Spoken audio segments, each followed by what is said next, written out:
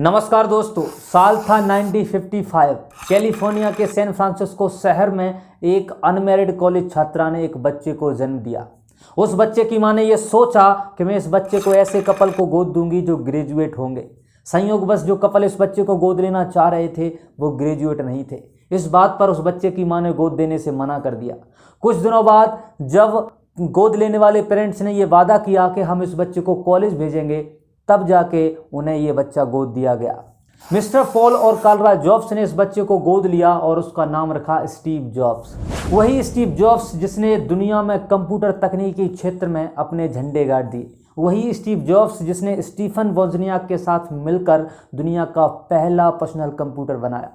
आखिर कैसे एप्पल इतना बड़ा ब्रांड बन पाया? कैसे स्टीव जॉब्स ने एप्पल कंपनी को इतनी ऊंचाइयों तक पहुंचाया? आखिर क्या था business model?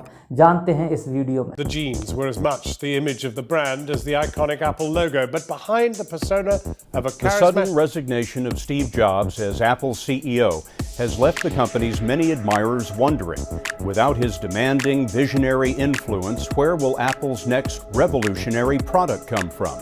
And how did he do it so well for so long? We asked Ben Tracy to find out. Steve jobs के पिता लेजर बनाने वाली कंपनी में टेक्नीशियन थे।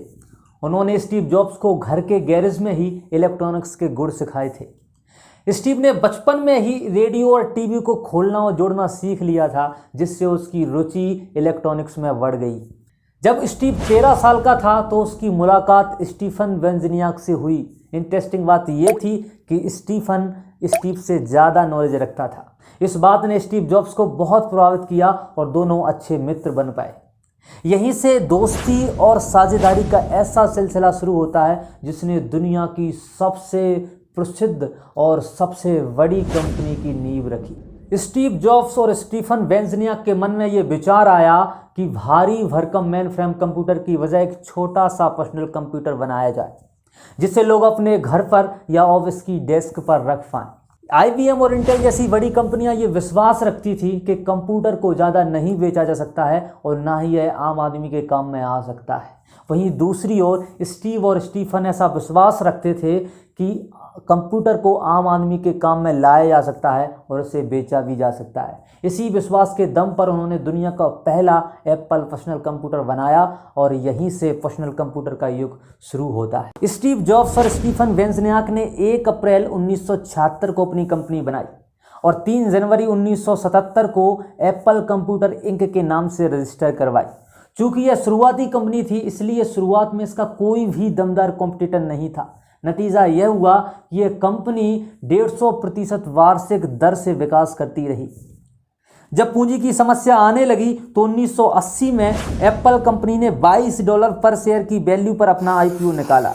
यही एक शेयर पहले दिन में ही $29 का हो गया और कंपनी का बाजार मूल्य $1.2 अरब का हो गया। शेयर के भाव दिन प्रतिदिन बढ़ते गए और एप्पल इतिहास में सबसे तेजी से फॉर्च्यून 500 में पहुंचने वाली कंपनी बन गई। शुरुआत में स्टीव जॉब्स और स्टीफन वोज़नियाक के पास एक मात्र क्रांतिकारी विचार था। उनके पास किराए से ऑफिस लेने तक के पैसे नहीं थे। कंपनी को शुरू करने के लिए स्टीव जॉब्स ने फॉक्सवैगन गाड़ी बेची और स्टीफन वोज़नियाक ने HP कैलकुलेटर को बेचा। तब जाकर के उन दोनों ने $1300 का इंतजाम कर पाए।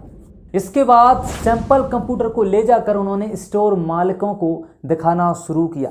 कई स्टोर मालिक उनकी बात पर हंसे क्योंकि वो मानते थे कि पर्सनल कंप्यूटर कोई नहीं खरीदेगा।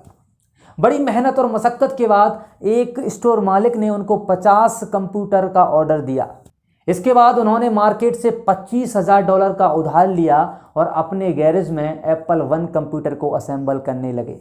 शुरुआत में 1 साल में केवल 175 ही कंप्यूटर बेच पाए। शुरुआती संघर्ष तब खत्म हुआ जब स्टीव जॉब्स ने और स्टीफन वोज़नियाक ने अपने प्रोडक्ट में बहुत सारे सुधार करके एप्पल 2 लॉन्च किया। पर्सनल कंप्यूटर बनाने के बाद एप्पल को रातों रात सफलता नहीं मिली। शुरुआत में एप्पल को बहुत कठिनाइयों का सामना करना पड़ा। 1976 से लेकर 1977 तक एप्पल को दिवालियेपन का शिकार भी होना पड़ा। एप्पल के पास पर्याप्त पूंजी और कर्मचारी नहीं थे जितने की बड़ी कंपनियां जैसे इंटेल, HP और IBM के पास थे। स्थिति इतनी गंभीर थी कि एक बार स्टीव जॉब्स और स्टीफन वोज़नियाक ने एप्पल कंपनी को बेचने का फैसला कर लिया था। 1976 में जॉब्स ने कॉमोडोर, अटारी, एचपी जैसी दिग्गज कंपनियों के सामने यह प्रस्ताव रखा कि वे $1 लाख में एप्पल कंपनी को खरीद लें। वह शर्त इतनी थी कि वो उनके संस्थापकों को $36,000 प्रति माह के हिसाब से सैलरी पर रख लें। इस प्रस्ताव को तीनों कंपनियों ने ठुकरा दिया और इसके बाद एप्पल कंपनी 4 साल के अंतर्गत ही अपनी ऊंचाइयों पर पहुंच गई। इसके बाद सन 1983 में माउस, डेस्कटॉप आइकॉन्स और फोल्डर्स वाला पहला पर्सनल कंप्यूटर लीसा मार्केट में आया।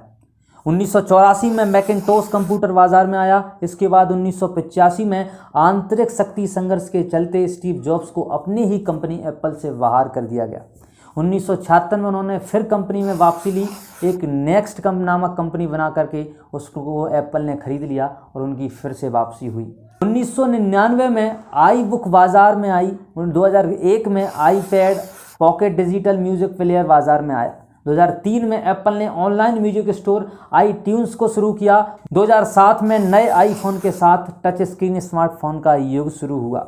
2010 में एप्पल ने आईपैड टैबलेट कंप्यूटर बाजार में लाया और 2011 में एप्पल ने मुफ्त ऑनलाइन स्टोरेज iCloud शुरू किया। इस तरह स्टीव जॉब्स ने अपना जीवन संघर्ष को पूरा किया और 2011 में अपनी अंतिम सांस ली। दोस्तों, आपको ये वीडियो कैसी लगी आप मुझे कमेंट बॉक्स में बता सकते हैं और यदि ऐसी ही बिजनेस स्टडी, केस स्टडी चाहते हैं तो इस चैनल को सब्सक्राइब करके हमारे यूट्यूब परिवार के सदस्य बन सकते हैं। चूँकि इस तरह की ये पहली वीडियो है, आप इस पर अपना फीडबैक ज़रूर भेजिए। अब मैं आपसे विदा लूँगा। थैंक यू सो मच, शुक्रिया, धन्यवाद, जय हिंद।